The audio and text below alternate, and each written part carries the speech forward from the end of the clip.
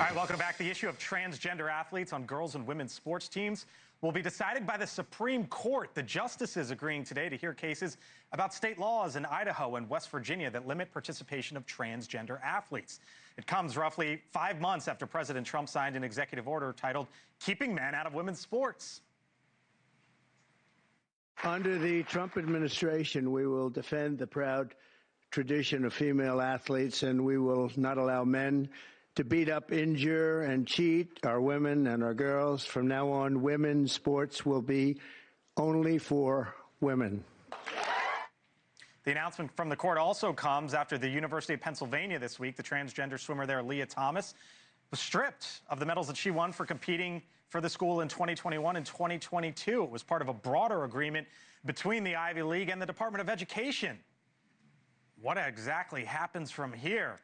Look at who I have with me. Jesse Weber, NewsNation legal contributor on the legal side of all this. Denise Gitsham, NewsNation political contributor. And Chris Hahn, NewsNation political contributor on the political side of all this. Hello to you all. Thanks for being here.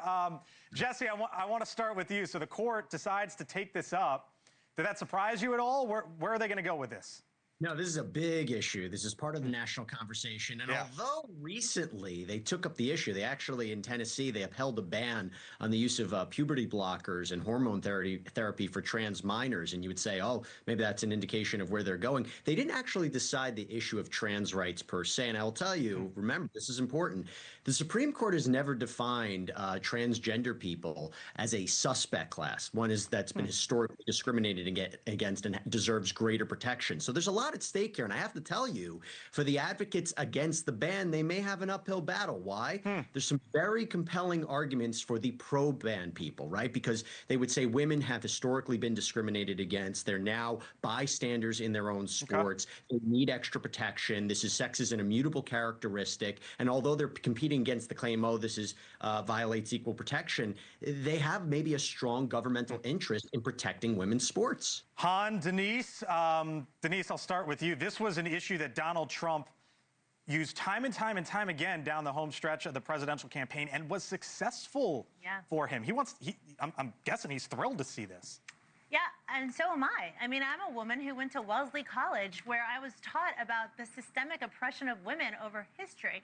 And so I was a woman in sports as well. And when I think about how many hits I took to the face as a volleyball player, as a short one, and how much worse it would have been if a man had been on the other side of that, or a biological man, that, that terrifies me. But, the thing is, politics and common sense are on the side of my side, actually, the Republican side and the president's side on this issue. 69% to 70, I think 73% of Americans are for keeping women's sports for women. So to that point, Chris, here was Gavin Newsom recently, and then I'll get your reaction. Would you say no men in female sports? Well, I think it's an issue of fairness. I completely agree with you on that. So that's easy to call out, the unfairness of that. Where's your party going with this? I think whatever the party decides to do, they better stand up for what they believe in. I think the problem that they had in 2024 is they let Trump run roughshod over it. They never were clear in what they believed in. They didn't show any fight. And I think Americans care more about who's going to fight and who's going to fight for them than an issue that impacts less than 1% of Americans. I don't think anybody's going through a sex change so that they could get a scholarship to play field hockey at Michigan. I don't think that's happening. And I think that the sports could probably figure out what's fair and what's not fair, and it shouldn't be decided by politicians or judges in a robe. But whatever the party decides on this issue, stand for it, fight for it, and own it. Donald Trump fought for some pretty unpopular things, too, but the people who voted for him said, you know what? The guy's a fighter. I agree with him on some things, and I'm hoping he's going to fight for me on that. Democrats got to show fight. And that's what's lacking in the party right now. All right, Jesse, I got to run, but when do we get an answer, you think, from the Supreme Court? First off, when does this get heard, and when do we know? Their term starts in October. I would hope it'd be one of the first cases they actually hear oral arguments on. In terms of a decision, months down the line. Months down the line. I got to leave it there. Jesse, Denise, Chris, happy 4th. Hope you spend it with your families. Have a great weekend.